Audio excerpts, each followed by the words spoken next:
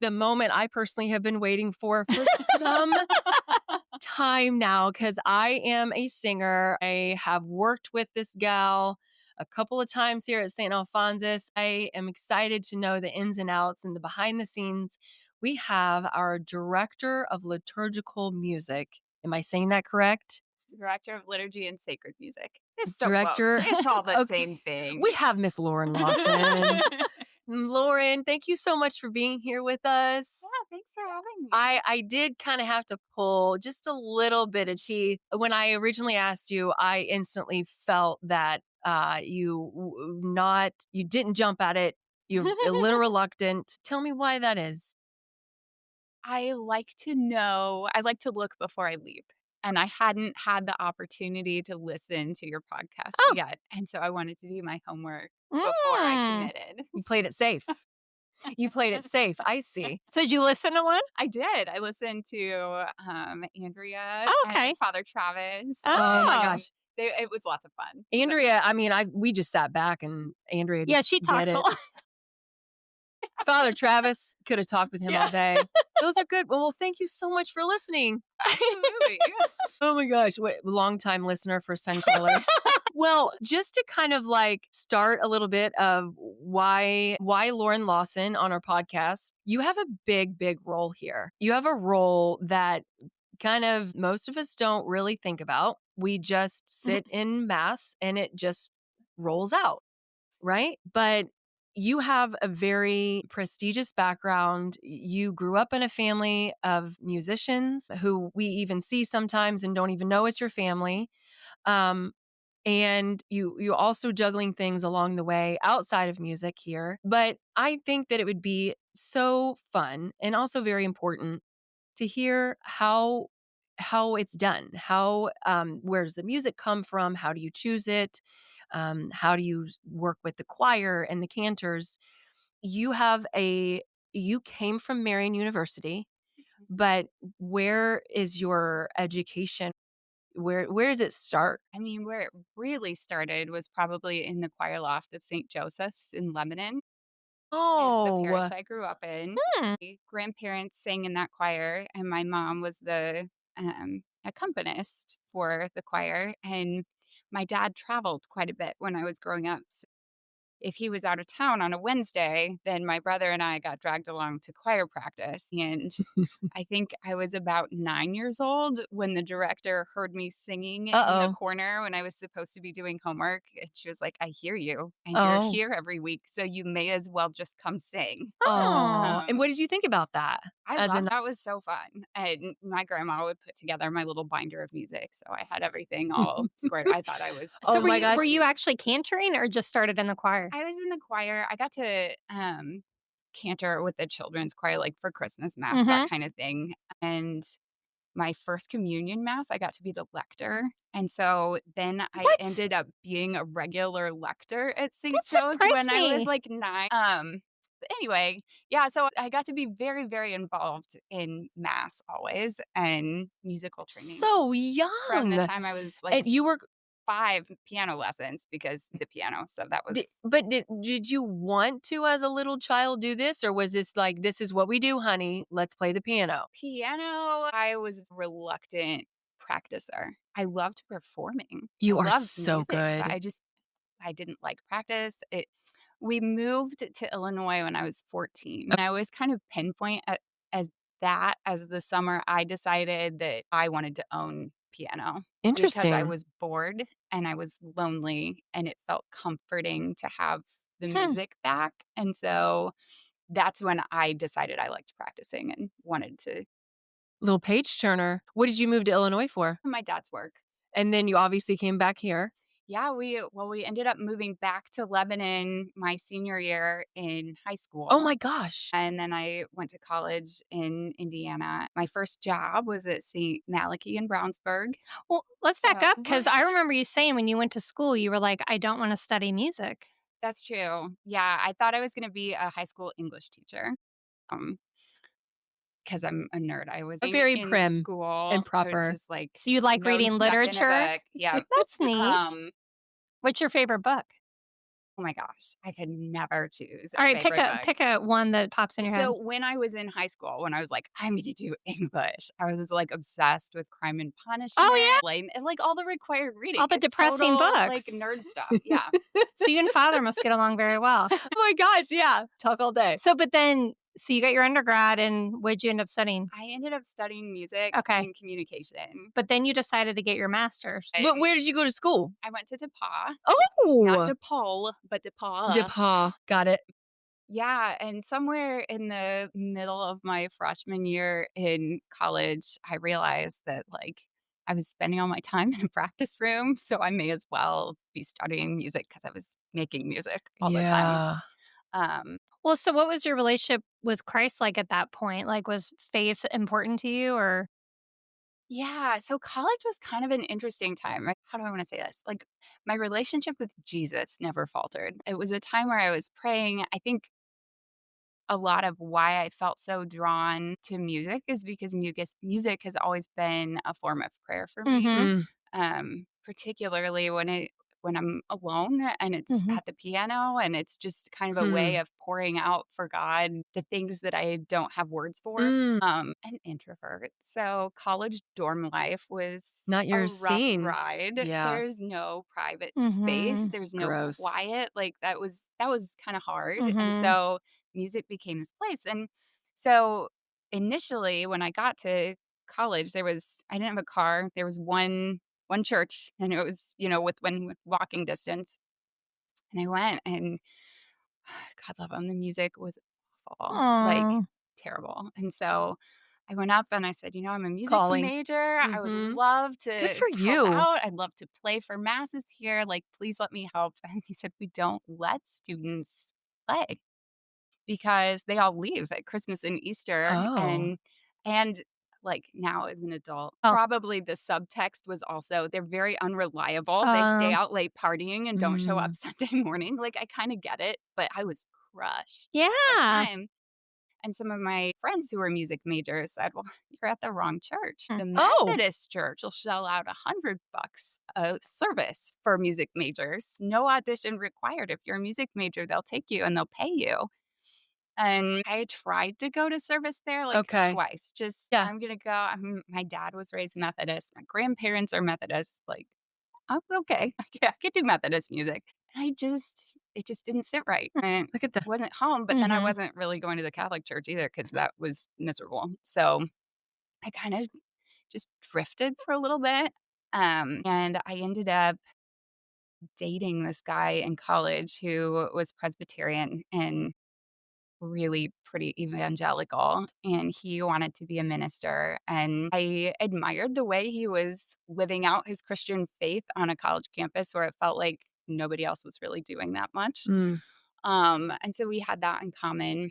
And kind of over the course of our relationship, he asked a lot of questions about Mm. Catholicism. Why do you guys, what's up with Mary and the Eucharist and all of these things? It's And I always a big had one. these really amazing answers, like, I have no idea. That's pretty typical.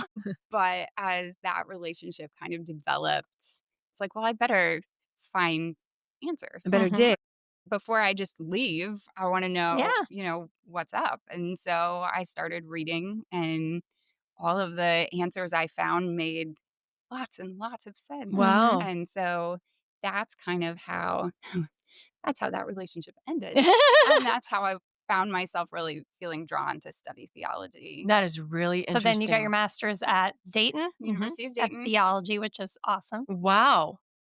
And then Okay. after that, what was your Yeah. trajectory? Yeah. So when I started that master's program, having never had any formal theology ever, it's like totally based on some books I grabbed at Barnes and Nobles. I don't recommend that actually. I did the same Um, thing, and I felt like I was barely keeping up, yeah, so I get it. it was Huh. a rough beginning, but I went into that thinking, I love higher Mhm. education and I feel comfortable in a school setting. Maybe I want to just keep going, and kind of discerned at the end of my master's program that I was done and I was ready to go out Mm. because it felt like it was all very heady. And what was it for Yeah. if Mm. not to just like take it out and do Yeah. something with it? I like So, that Did description. did you play music then while you were there? well, that's kind of funny too. So there's this history of me trying to be like, I'm just going to take a step away from music for a minute. And it lasts about 5 seconds. So I did that in grad school. I'm like, oh, I'm studying theology now. I'm just going to Um, sit in a pew. Wouldn't that be weird? Like, that could be really cool. And I lasted 3 weeks. it's not the right side for you. No, it wasn't. I'll tell you how they got me. It Mm. was this Holy Angels in Dayton. It was right off campus and very traditional church with a choir loft and everything. And I'm curious. So I look, there's one guy in the choir loft and then there's a cantor down front. And they started out this hymn and it's piano and the cantor and it's really nice and light. And then it's organ and piano together for the next verse. And then it's all organ and then it's really big organ, like you can feel it rattle We're in your building. chest, like awesome sound. Yeah. And there was just one guy up there. I was like, how are they doing that? And after 3 weeks of watching this magic trick unfold, I had to know what was happening. What was happening? What was happening is that their music director was a sound technician for his day job, and he had rigged the organ with MIDI to be able to operate it from a keyboard and then like Oh, pull out stops. Did you like that? It was so cool. I bet you It did. was so cool. Yeah. that's And amazing. so as I was up there, like raving about how cool this was and the big build Mm. up, he's like, so I don't actually read music and I need an accompanist for my choir. So I got roped in. I love That's this. cool. Yeah, I have so many moments of watching you or like working with you where I'm realizing that this has just been in you early on. Yeah, Well, and you're always open. You're always open to more opportunity. Let's try this. You are really always open. Do you have, like, because I know I feel this way, where it's like you have this gift and you wanna do it, but do you ever get, like, tired of having to work on Sunday? It's gosh. like this dichotomy of Yes. yeah. I hate working on Sunday. I Mhm. do too, but Yeah, it's like you can't not do I it. can't not do it. Yeah. I've Mhm. tried it, and my husband has often suggested, why don't you use that communications degree of yours? Because you could work Monday through Yeah. Friday like the rest of the world. Hmm. It's like I could never be having in a job where I couldn't just excuse myself to pray or to make music. Like, that's just so at the core of how I need to function in Mhm. the world. Yeah. Nor Yeah. could I sit at mass in the pew, as I've proven to myself many times. So Yeah. I'm gonna be there. May as well. You have a family of talented people. I know your mom. I think a brother. Yeah, yeah. I have a younger brother who plays the violin. He hasn't been convinced to play the violin very much lately. Back in the day, Uh-huh. he and I played weddings like you wouldn't Oh, believe. how fun. When I was working at St. Malachy, and they had so many weddings. They'd have like 25 weddings a year. So I had all those church weddings, and then those couple of years, there was a sweet spot where all of his fraternity brothers were getting married in fields and forests and Right. non-Catholic weddings Barns. all over the place. And Yeah. so it was he and I and our violins just like all over creation playing Sweet. weddings. That's fun. It was fun. I'm starting to realize that you have, I'm just going to say it, connections everywhere. You have it, St. Maria Goretti, St. Malachy. You had, well, a couple years ago, we were out there That's and true. So that and was you had, actually that's through when I a met Michael, and there were people there that were part of like a smaller choir that you had yeah, gotten yeah. together. And obviously Lebanon still has beautiful music. You can kind of pull, and I've seen this, there's a cantor that has come from St. Malachy here. So you can kind of pull from 2 or 3 different parishes. Yeah, as needed. And I mean, I try not to steal sheep, but They can always go back home. so yeah, there was kind of a core group of music ministers at St. Malachy, which was my first real job out of graduate school. Mike and Lauren Aquaviva, who do Mm. music here. They were dear friends from St. Malachy, and Amanda Capps, who's the cantor you're mentioning, and Yeah. Michael Jasiak, who plays the piano almost every Saturday here. Uh-huh. Do they go here now? Mike and Lauren Aquaviva moved to Zionsville shortly after Yeah. I left my job at St. Malachy, and they were at Maria Goretti for a while. That's where the Mm. Maria Got Goretti it. connection came, because they were there at the time, but they live a stone's throw from here. Okay. And And their so, kids were in youth group, I remember, yeah. yeah. So they came back. I'm also noticing that there is this environment around you and around the area where the organ and the piano and the cantering and all the music is happening. It's like a village where there's kids hanging out there. Your Sometimes kids. kind of naughty children. I haven't seen that. I have actually seen one of the cantors you're talking about. She papoosed her baby and was singing and was cantering for mass. That baby never made a peep. But you have welcomed this environment of a family. I mean, if you're going to be here on Sundays, my family's going to be here Your on Sundays. family's gonna be here. Was that purposeful, or did this just kind of happen? I was at Marian University for a time in campus ministry. And that's where you were before we snagged you. Yes. Got And it. so one of the draws to come back to parish ministry was to have a spiritual home for my family. Um, Loved working with the college students, but it wasn't a place where I could bring my kids. Mm-hmm. And so I don't know. Music is for everyone. I have no tolerance for musical elitism. And having been the kid that was in the corner of the choir loft that was invited to sing, bring the kids, have them sing, Well, let them be part of it. And This is a you family started place. a children's choir. Children's choir. Well, Oh my gosh, there's so much to talk about. What I love is, to watch Maddie Sack Camp and how you've really helped her blossom. I mean, as a so cantor. talented. But it took Pretty. you Oh. asking her and taking her under your wing to, encourage her, and same with There's so many Matt's daughter. kids in that children's choir who are Mace just Emily's daughter. insanely talented. And I wish I could take credit for them, but man, those girls, they just That's Yeah, but great. I mean, just an Now, do they extra act as little mentors for the youngins? That's what I'm trying to work Mhm. towards, because they are kind of at the upper cusp of the children's choir age range at this point. And Mhm. so, yeah, I mean, I look to the older ones to lead the younger ones, not just musically, but in Yeah, terms of, this is how we act at mass, and this is what we absolutely. need to do. And you've had the children's choir now for a couple years, right? Yeah, Are you I'm pleased with 3 how it's years? going? 3 years, At I least think. 3 years. Right. Yeah. So I guess it has been 3 years. Yeah, the children's choir surprised me a lot because when I was at St. Malachy, we had a volunteer who directed the children's choir. So this was my first time ever directing a children's choir. No idea what to expect, no roadmap, Oh just my kind of like, gosh. okay, here we go. You're a lot different than my college students. Oh. And it's been amazing. I love I their bet. joy and their enthusiasm and their fearlessness. Right. That's what You can gets me. hear them. They just march up there like Oh, they own the place, and it's so perfect good job. because it's exactly what I would want from any cantor. Like, here Mhm. is what God gave me, and I'm going to give it back right now. Yeah. Oh, no qualms about it. Just here it is. Are your children in the choir? Well, um, my eldest he was in the choir last year, and his voice is starting to, The you in know, maybe he'll be betwixt. back. Got He'll it. be back sometime.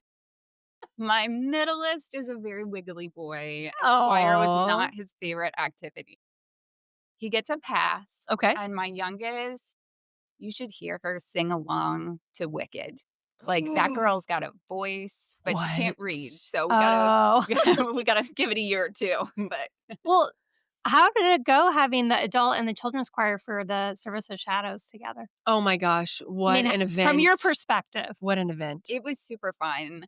I wished we could do it every year, but Oh. we're not gonna be able to do that Oh, because of spring break. you're right. But once every 3 years, when the stars align and Easter doesn't fall during spring break, it was so fun. It was really And beautiful. they did a great job, and I think they found it moving, which Mhm. is, I don't know, with the Service of Shadows, I hope people come and experience it, but I also feel like if no one showed up, just the musicians Yep. themselves would be like, let's do this anyway. Yeah. It is so beautiful, and Yep. honestly, like, I still have it. I found it the other day. I still because I wanna, like, Google the music because it's really beautiful music. Oh, it gets me. It gets me every single time I Yeah. listen to it. That's something that was brought to your attention several years ago, and you have kinda latched onto it and built on it? I have to tell the story because it's kind of funny. You can blame the Service of Shadows on Butler basketball. So when I was in graduate school, we would go to Louisville to spend Easter with my grandparents. These are the Methodist grandparents. Mhm. So we were searching for Catholic services during Holy Week. And my parents and my brother are all Butler grads. And that was the year that Oh. Butler made it to Yeah. the very end of the Yeah. tournament, and so we were looking for a Good Friday service that would enable them to Oh. watch the game. Okay. And what we found was a Tenebrae service, which Oh. was not something that I had ever, like, grown up Explain what a being Tenebrae service exposed is. to. So a Tenebrae is, matins and lauds, I believe, for Good Friday with the gradual extinction of candles until the Mhm. church is plunged into darkness that's symbolic of Jesus's 3 days in the tomb. And then the next light to enter the church is the Paschal candle at the Easter Vigil.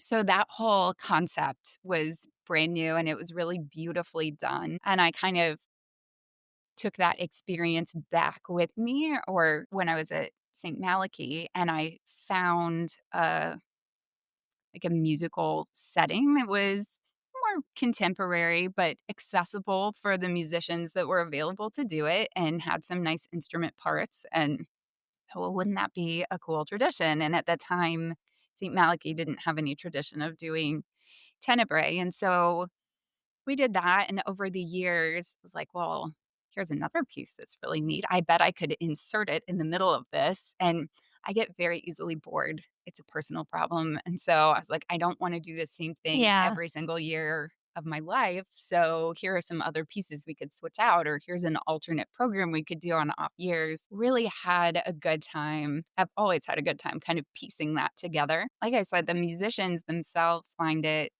really moving. Mhm. And so it kind of snowballed. So we started it at St. Malachy, and then I took it to Marion, Mm. where it was well received. And Mike and Lauren Aquaviva took it to Maria Mm. Goretti, which Yep. is, you got roped into that one, I That one believe. was a Um, game changer. I loved that. my mom took it to St. Michael's in Indy, where she kind of landed after Mm. St. Malachy. And yeah, it's just kind of spread, and That's neat. now it's really neat, but it's also really sad because those connections you're talking about, I'll Yeah. call people, "Oh, do you wanna come?" "No, I'm doing it here." "Nope, I'm doing it there." Oh. "Nope, we're not available, we're doing our own." You should have them sign a contract. Yeah, or file a patent or something. Well, that Holy Week for you it's nutty. It's Well, you would know, you hung It's out and n- helped this year. well, and I've been a part of the choir a couple of times during Holy Week. I find it very adrenaline rushing. I feed off the fast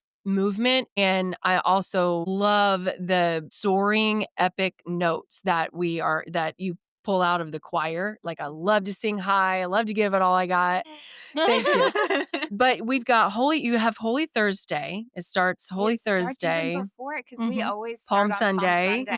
Palm Sunday, Holy Thursday, 2 times on Good Right? Friday. So there's the Good Friday liturgy at 3, and then the Service of Do Shadows. not get me started on Easter Vigil. Oh, Oh, yeah. yeah. That is profound. And then, of course, you tie it all when you wake up on Sunday morning, there is a thought that crosses your mind, "I don't know how I'm gonna do this." Right, and the vocal exhaustion is real. And if you are not warming up and practicing and doing the deal, yeah, you're gonna squeak it Because you have to out. sing at 10:30 mass on Yeah, Sunday too. you're Yeah. waking and she asks that you're there early. Yeah. Let's get ourselves situated.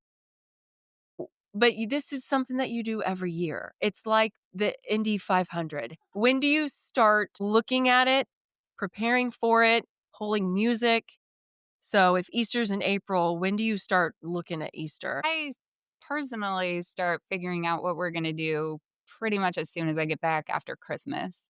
Um, Mm. because part of what makes well, backtrack. So I think this is insane to have the choir sing at all of these You things. do? And I couldn't believe that that was like status quo when I Oh. got here. Oh, so that's not normal at other No, parishes? I mean, I don't, not in my experience. Oh. When I worked at St. Malachy, we had several different ensembles. So the Mhm. adult choir only sang for Holy Thursday and the Vigil.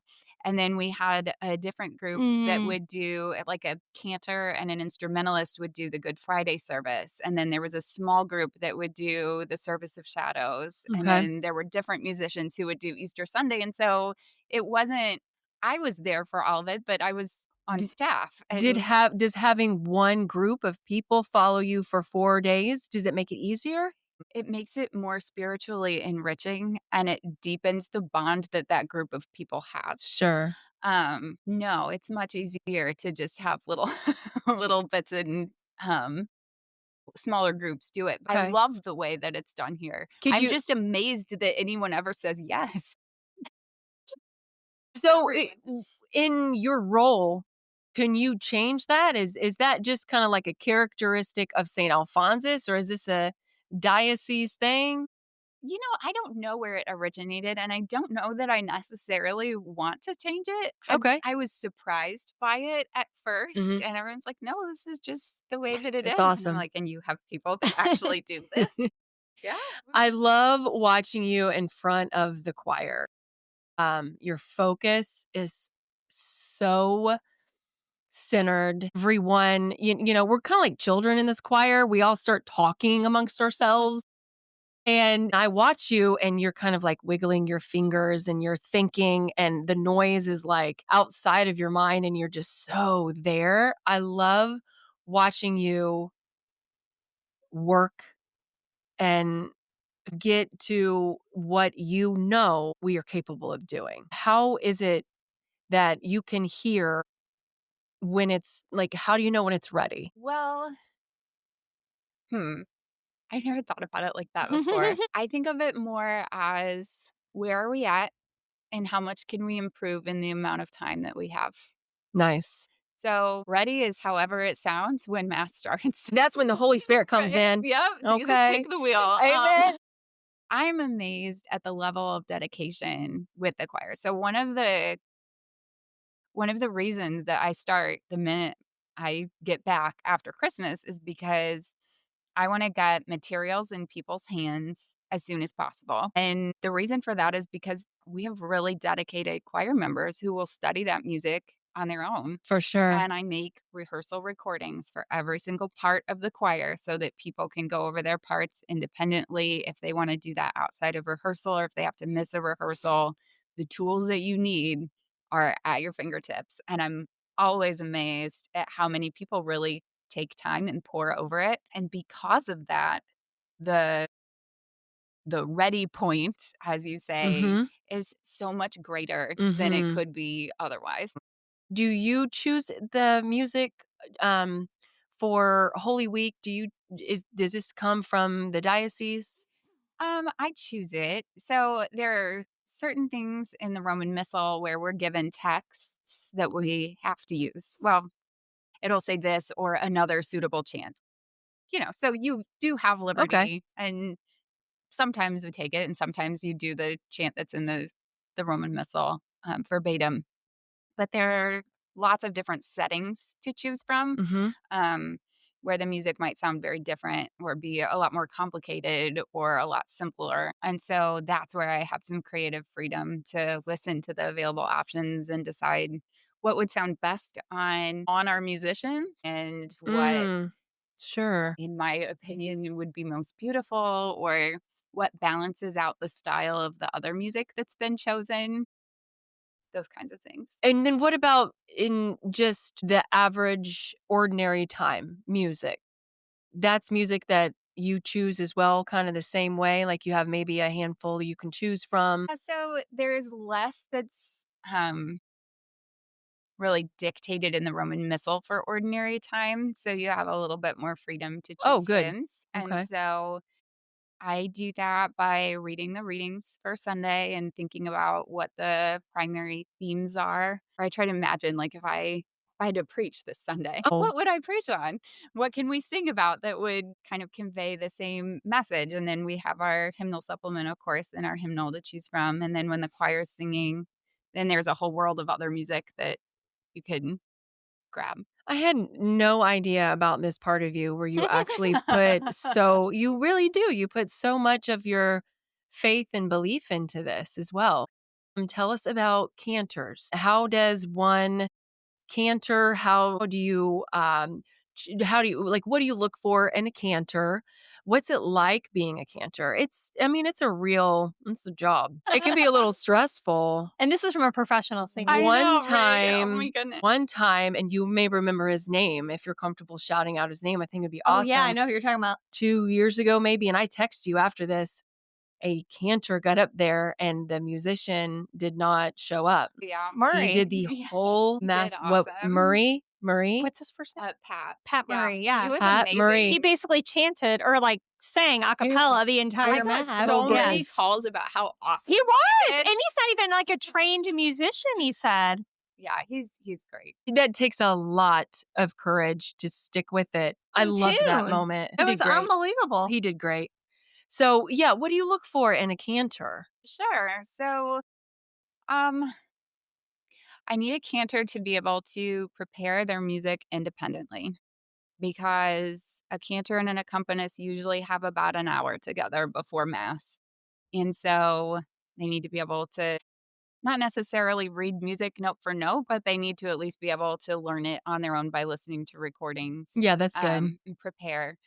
And they need to be confident enough with Yeah. inferences Mm. to lead the assembly Yeah. because ultimately the primary responsibility of the cantor is to lead the assembly in singing. Someone doesn't necessarily have to have the most gorgeous solo quality voice, but they need to be on pitch and they need to be able to count and bring people in. I mean, those are the main things, but it is really intimidating Yeah. because you have to, unlike the piano where you can kind of hide out back there. Mhm. And if I'm looking at my music, I can kind of forget that the world exists. You can hide but out back there. That's great. No one sees you. You kick your shoes off. When you're cantering, you are very visible and you're looking at people, and people don't realize what their faces do when they're sitting in the pew. But people can look really serious slash kind of scary, and they don't mean to be. They're just like It's praying. But yeah, they have a resting grocery store line face. They're Well, just standing in the grocery store line. They must Well, think I really sing. you are looking out into a sea of people who are in prayer. We forget that. You're either, making it for them or, maybe you're not. But I've obviously been on both sides, and it is quite a responsibility. it's definitely something that gets easier with repetition. When I was music director at St. Malachy, I absolutely would not cantor. That was just like not a thing I was going to do. I play the piano here, and if my Mhm. cantor doesn't show up, I'm going to offer apologies over the microphone, and we're all Wow. going to do it, just this way. It was, it was really Mike and Lauren Aquaviva who were like, come sing with us. Lauren doesn't want to Aw. sing by herself, but you two Aw. could do it together. And so with my Aw. little security blanket buddy, it Yep. was fine. And then after a while, it was like, okay, well, this is silly. I could probably just do this on my own if I needed to. Um, but it wasn't until, yeah, I don't know. When I get nervous, I get real breathy and I Same. lose all It's support done. and it's just over. There's no It's singing through that. So Yep. the only solution is to get unnervous and then sing. Mhm. I have never in my life gotten as nervous to sing in front of a group of people until I came here. And Oh, I think that's interesting. I think a lot of it has to do with my age, maybe, and that maybe I'm putting a little bit of pressure on myself. I don't know what it Do you is. think it's because you know people in the pews? I cannot figure it out. I've had this conversation over and over with the Lord Almighty, and I think sometimes it is to learn humility because I feel like it is pride and ego. When I talked to Lauren initially several years ago and sat down with her and said, I think I'd like to be cantor, I cried. And I said, I want to do this well. But I don't know what had gone into me. And she was so sweet and so gracious. But I think my ego my entertainer ego comes out and it fights with, "Be humble, my friend, like have some humility. Nobody's here to see you sing. Okay? We're not signing up to watch you cantor." So, is Cece sing? Yeah, she's a little singer. You I get her in the have choir? asked her to consider being in the choir, and she's a little, "No, thank you." However, she's in the choir at school. Oh. So it's baby steps, right? Once she comes out of that "I'm pretending to be shy" phase, Yeah, I think we're that's gonna be good. real. I have such a big question for you. And I asked you this question because I know how much you love what you do. Uh, and I feel like you have such great creative ideas with music. If you had free reign, whether it's just ordinary time or Easter or Christmas, whether it's changing, having a new soundboard, having different musicians, if you had free reign, what would that look like for you? Well, we have to define free brain. If you could redesign the whole No thing. one is in your way. There's there's a talent pool in the church, right? And you're listening, There talent are pool. voices, there are instrumentalists. We're really the biggest limitation is who's willing to give their time and when.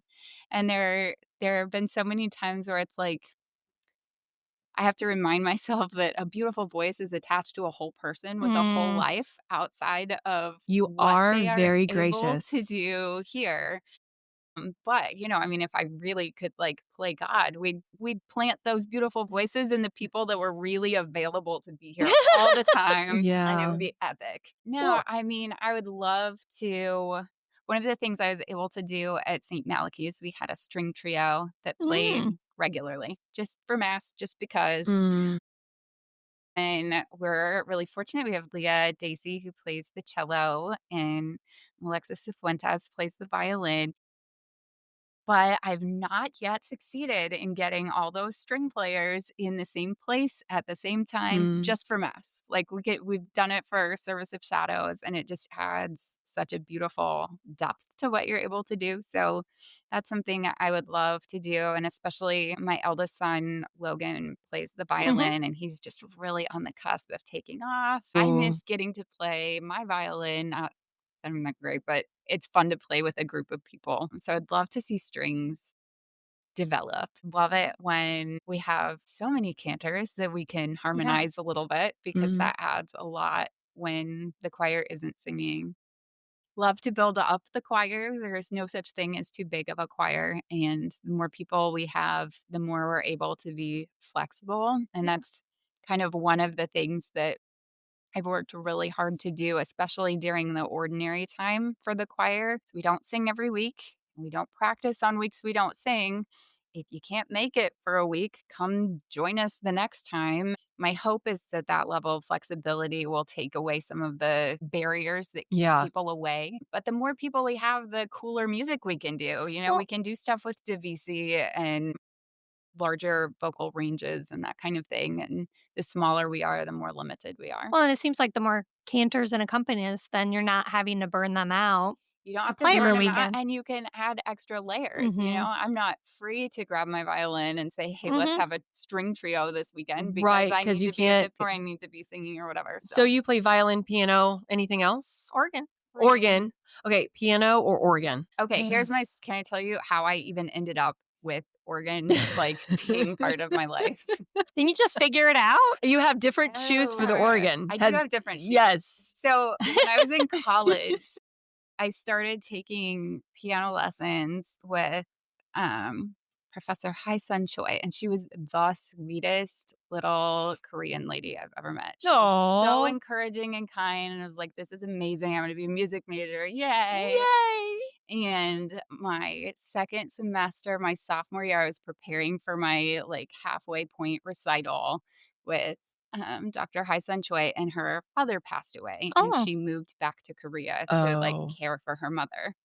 And I got reassigned to the chair of the music department, and he was so mean.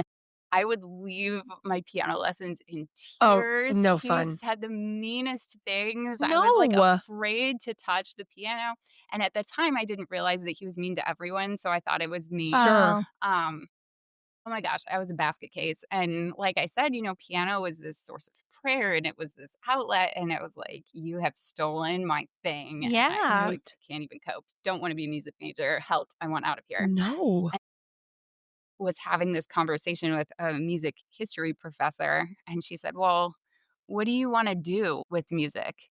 I said, "Well, I would probably work at a church if I was gonna use my music degree." And she's like, "Well, Aw. if you don't wanna be a concert pianist, then you don't need to be studying Oh, with him. You Oh, need organ." God bless her. And she said, "I'm gonna petition the department to see if you can switch, like, not switch your primary instrument, but, like, have them both count as keyboard instruments." oh, And so she did that, and I studied organ for 2 years That's with her, wonderful. and I'm so grateful on 8 trillion different There have levels. been so many people in your path, in your life, to really bring you where you wanted to be. Yeah. That's so amazing. is organ?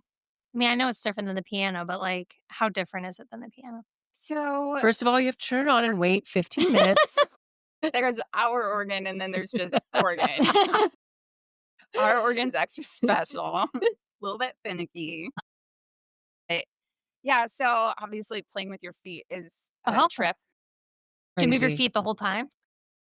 Well, it depends on the music, and so for simple hymns, a lot of times I'll cheat and not use my feet. Mm. Shh.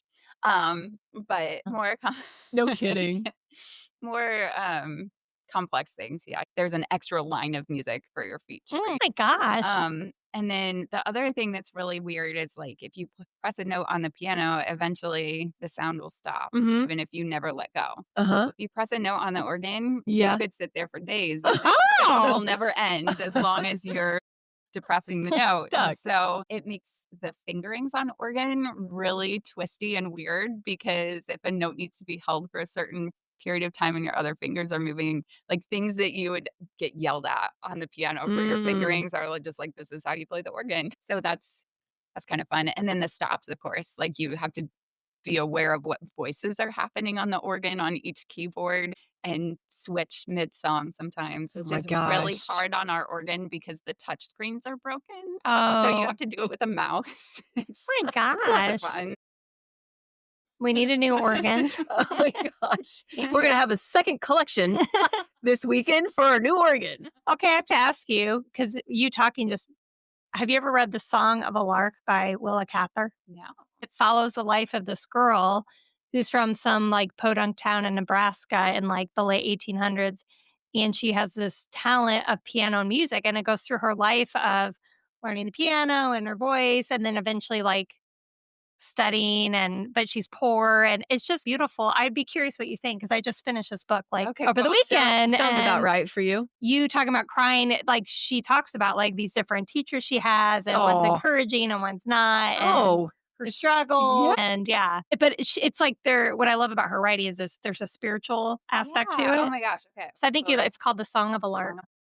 So you have to read it. Lauren, we are so appreciative that we have you. You work so hard, and I don't think any ball drops when it comes to the music and the sound and the beauty and what you add to our prayers. I mean, you are just giving it all you got, and I see that, and I hope that everybody else does too. You are just so appreciated with what you do in our church. Your music fits the beauty of our church. Thank you so much.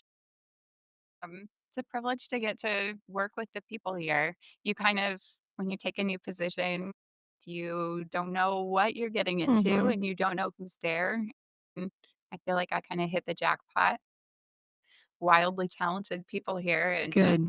and they're just great people on top of it. So it's Yeah. fun to get to come and make music with my friends. Well, it's always something new too. You're always recreating and welcoming others and bringing in new musicians and adding layers, and it's fun. It's really fun to watch. So thank you so much. I'm not a musician, so Annie would have a better insight. But Well, I mean, it's definitely obvious you put your heart into everything. yeah, Yeah. when you are a musician, you know what goes into it. When you're not a musician, you don't really think too much about it. but the music adds to our prayer experience. So, Yeah. Yeah. Don't they say when you sing, you pray twice? Well, just one last thing. So that's only part of your job. Your other job is the ministers. And so I know you have an appeal coming up for new ministers. Are we having shortages of people who are not roles we need to fill? It's not just musicians that make Mass run, right? Sacristans and lectors and our hospitality ministers and altar servers and all those people are absolutely instrumental. And so we have a particular need right now for hospitality ministers. Almost every single weekend, we've got slots that aren't all the time. all the time. All the time. So important on so many levels. So I was a stranger and you welcomed me. Yeah. From the minute you walk in, like the hospitality ministers are there and Annie is one and she does I an amazing love it. job. I don't know why I love it. I bounce around and I'm like, how you doing? Personality. Yeah. I like being greeted though. I like coming into an environment where people are looking at me in the eye with a smile and Mhm. say hello. I'm like, well, hello to you. Deacon Perry said it, so sweetly. If you can smile and say hello, you can be a hospitality minister. I don't know why that there is such a void I don't with either. that And see, here's role. the That's other one of the thing that easiest I roles. think people don't realize about liturgical ministry. So you want to be of service to your parish. I think a huge hindrance for people is that they don't have time Mhm. because everyone's lives are crazy. So this is the best form of service ever because you were already going to be Mhm. at Mass. That's what I'm saying. right. You're already there. Yeah. Just get up, say Yeah, you just have to come like 15 minutes early and maybe stay 5 minutes later. yeah. Yeah. And it's, And you there's just you can count? have yeah. your kid walk the paces with you. Yeah. I've It's a done that. good way to get your wiggly kid out of queue. Exactly. Show them service. Yep. Yes. Yeah. I think this community is open to that, having our littles, like I said earlier, you have the kids up there, and I think our community is open to that. This is But family life. This is what Mhm. this looks like. And I think the most powerful way we can draw our kids in is by letting them see us do it and Yeah. letting them walk with us while Yeah. we do it. Yeah. I definitely think it's good for kids. It helps keep them busy so they're not.